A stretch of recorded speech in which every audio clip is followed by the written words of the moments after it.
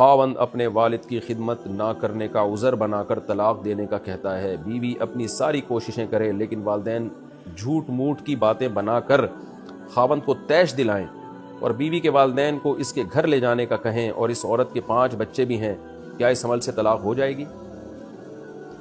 دیکھیں، طلاق تو طلاق دینے سے ہوگی، زبان سے کہے یا لکھ کے دے، تو باقی اس طلاق کی بیس کیا ہے؟ بیس کبھی درست بھی ہوتی ہے، کبھی بیس اس کی غلط بھی ہوتی ہے۔ تو اب بیس کے بارے میں تو میں نہیں بتا سکتا۔ آپ وہ جو شوہر کہہ رہے کہ میرے والد کی خدمت نہیں کرتی، خدمت نہ کرنے کا مطلب کیا ہے؟